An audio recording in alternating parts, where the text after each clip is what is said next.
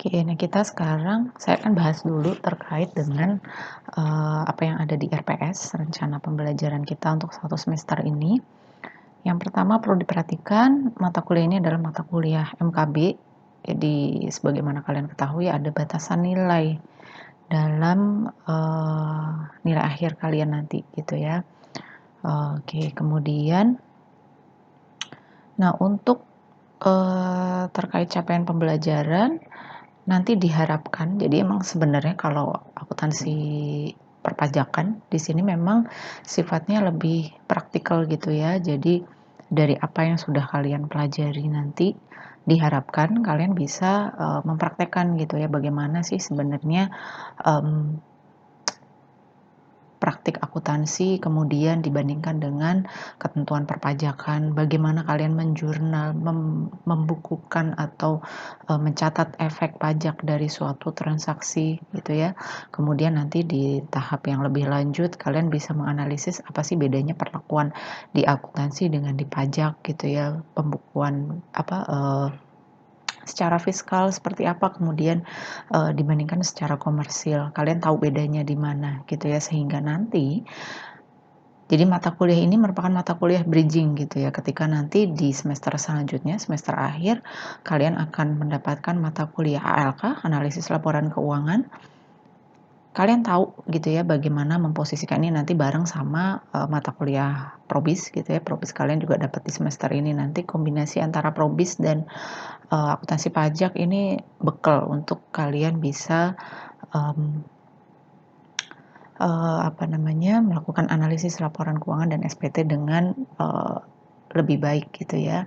Jadi sudah ada gambaran, oh ternyata perbedaannya seperti ini, di akuntansi seperti ini, di fiskal ada concern seperti ini. Sehingga, ketika menganalisis potensi, menganalisis, kejanggalan-kejanggalan gitu ya, kalian tahu bagaimana harus masuk gitu ya, bagian mana di laporan keuangan yang kalian harus lihat gitu. Oke. Nah, secara singkat nanti kita akan, entar dulu ya, kita bahas dulu referensi. Di sini disertakan beberapa referensi, silahkan bukunya saya tidak membatasi apapun yang kalian ada. Biasanya kalian dari kakak kelas sudah ada, warisan gitu ya, ada warisan buku atau soft copy, silahkan digunakan atau di luar itu kalian ada, silahkan dipakai. Salah satu yang saya pakai juga adalah yang ini, Pardiat. Pak Pardiat ini ada yang akuntansi pajak dan ada yang akuntansi pajak lanjutan. Seharusnya di Perpus ada gitu ya, sayangnya kalian lagi, PJJ tidak bisa mengakses Perpus. Oke, kemudian, di sini ada bukunya Pak Waluyo, kalau ada silakan dipakai untuk bisa memperkaya, cuman di situ sepertinya tidak terlalu banyak, lebih ke fokus di maksudnya, akuntansinya lebih kuat gitu ya.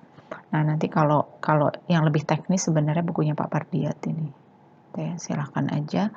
Kemudian atau buku lain yang kalian menurut kalian lebih bisa membantu dalam belajar silahkan digunakan. Nah, untuk penilaiannya di sini karena seperti yang saya bilang tadi ini mata kuliah praktik. Jadi harapannya, apa yang kalian kerjakan dalam 1 semester, khususnya ketika tugas, kemudian kuis, dan selama di kelas gitu ya, diskusi kita di kelas itu bisa, porsinya memang lebih besar gitu, jadi 40% dari situ.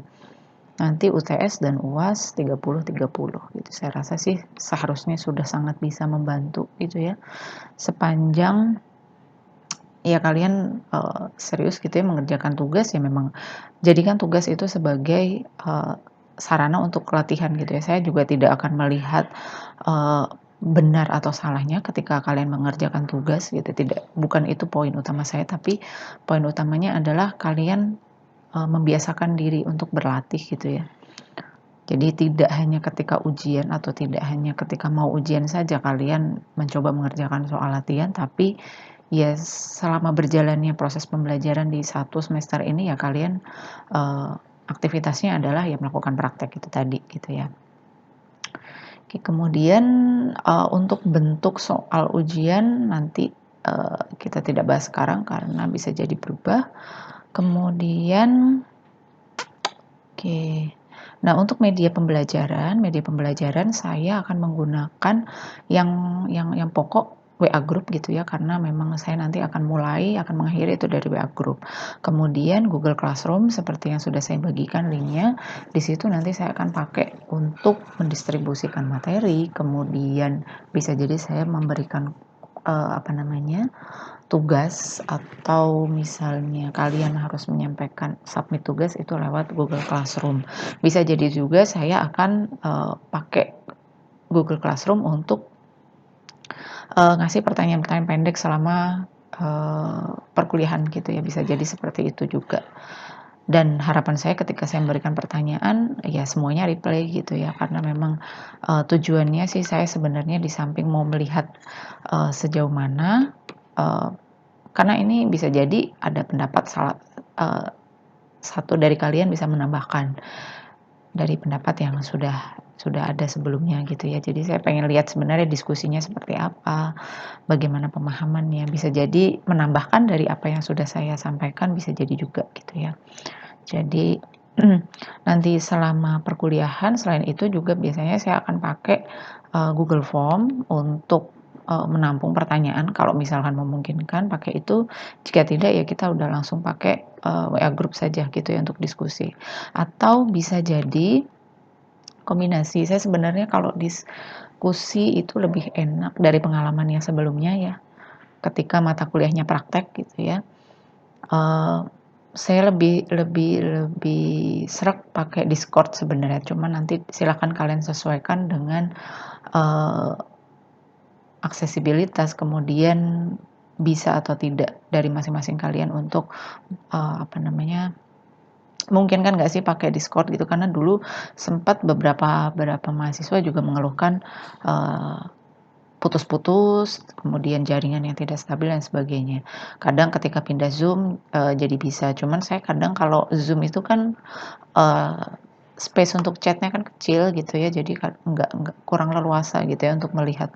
Sedangkan kalau kita pakai Discord tuh ya mostly layar itu isinya percakapan kita gitu. Jadi nanti kalian mengetik di situ, menyampaikan pertanyaan atau tanggapan, saya biasanya langsung akan jawab atau menanggapi itu pakai voice gitu. Jadi apa namanya, lebih ya kalau misalkan via WA ya bisa juga gitu, cuman kadang ada waktu tunggu gitu ketika saya harus merekam voice note kemudian menyampaikan jawabannya. Nah, kemudian karena ini praktek, ketika saya pakai Discord dan saya perlu untuk share screen, di situ memungkinkan gitu ya.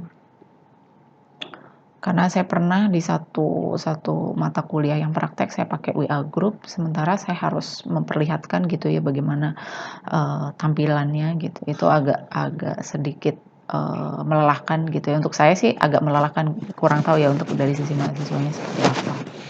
Jadi sebenarnya saya lebih prefer pakai Discord, kira-kira seperti itu. Untuk kuis tentunya nanti akan saya informasikan terlebih dahulu, tapi ancang-ancang saya kuis ini kemungkinan hanya 2 kali gitu ya, 1 kali sebelum UTS dan 1 kali sebelum UAS. Kira-kira seperti itu, tapi nanti coba saya konfirmasi lagi dengan doskonya. Oke, kemudian untuk proses pembelajarannya tidak saklek seperti ini ya, saya menyesuaikan saja dengan apa yang nanti kita lakukan selama proses pembelajaran, jadi fleksibel saja. Nah, untuk materi jadi sampai dengan UTS ini yang pertama kita akan jadi pada dasarnya sebenarnya akuntansi perpajakan itu adalah bagaimana sih caranya sebenarnya dari sisi perusahaan untuk, jadi ini fokusnya memang lebih banyak ke wajib pajak badan gitu ya untuk mata kuliah akuntansi perpajakan ini. Bagaimana sebenarnya